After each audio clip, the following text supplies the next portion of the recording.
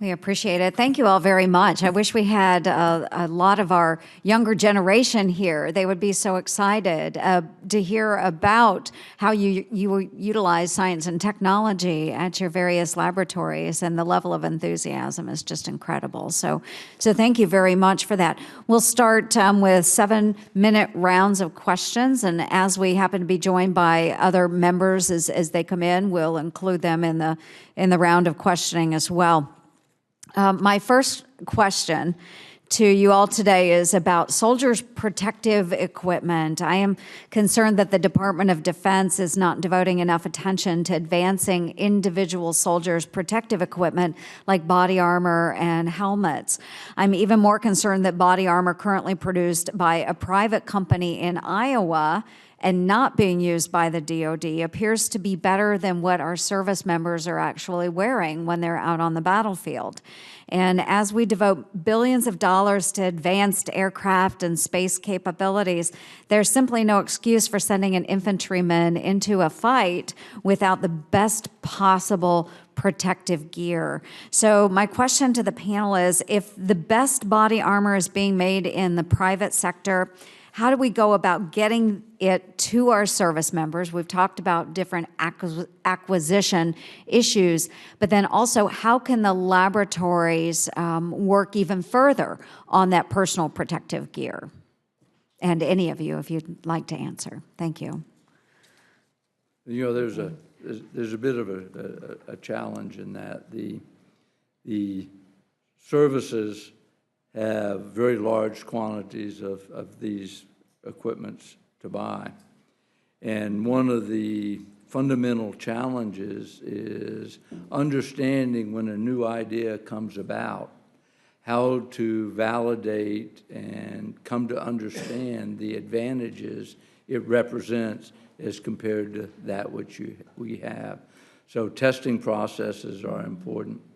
That, for example, in working with the Army and new materials as developed by industry, the NRL is looking at improved ways to provide body armor out of new materials such as ultra-high density polyethylene fibers to replace Kevlar, working with the Army and with industry on fabrication of these vests. That doesn't really address your issue of how you get them through the acquisition process, which hopefully we'll touch on a little further. But it does point out the fact that having clear, demonstrable, greater military value than that which is already there, which is provable, is really important. There are other aspects of the protection as well, that you can see the very large, cumbersome chem-bio suits that our soldiers wear in the field. Pretty topical these days, given what's going on in Syria. Well, work in the laboratory and in partnership with industry is the coating of every individual fiber within the uniform with enzymes that on contact with chemical or biological agents break them down to harmless compounds. And those could provide a much more comfortable environment in which our soldiers, airmen, Marines, and sailors can operate in those environments and yet still provide them protection that they need. So channels that allow those new ideas, better approaches to, as an institutional method, move into the mainstream and get produced and distributed is something that we need. You know, rapid prototyping and experimentation are going to be critical to that. And perhaps we'll touch more on that later. Absolutely. Anyone else? Yes, Dr. Flagg. I think one of the things that I found as I traveled around the country and I talked with folks is that it's very hard for people who believe they have a great solution to understand the context within which that solution would be employed and then to really draw the apples to apples comparison. I think that some of the examples of ways that we can go about making this a more effective process are things like examples where I know the Army has done these sort of roundups, right, where they allow people to bring their solutions in and have them tested out against common goals. We sometimes resist using research dollars that are precious and are small and that we fight to protect to apply them to clearly testing and sort of acquisition-related processes. But I'm a big believer in bringing people at the local, state, regional levels into the process.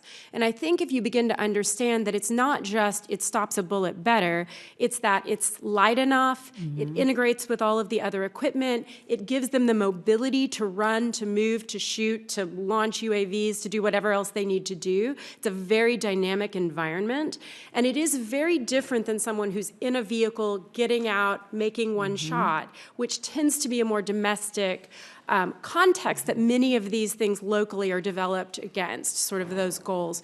So I think if we can develop places, times, moments where folks in the region can bring their ideas together and show them, test them out, that actually we would all learn something from that. The laboratories could see that there might be parts of that they could integrate, or that they have tech transfer or goals that they could provide to small business to make it more likely that those ideas could be developed into robust, applicable solutions. And I also think that it would make regular people feel more engaged in their government. Absolutely. To understand what the real need is very hard when you're far away. Very good. Well, anyone else? With that, I'll yield back my remaining time. We'll have time for additional questions in a moment, but Ranking Member Heinrich.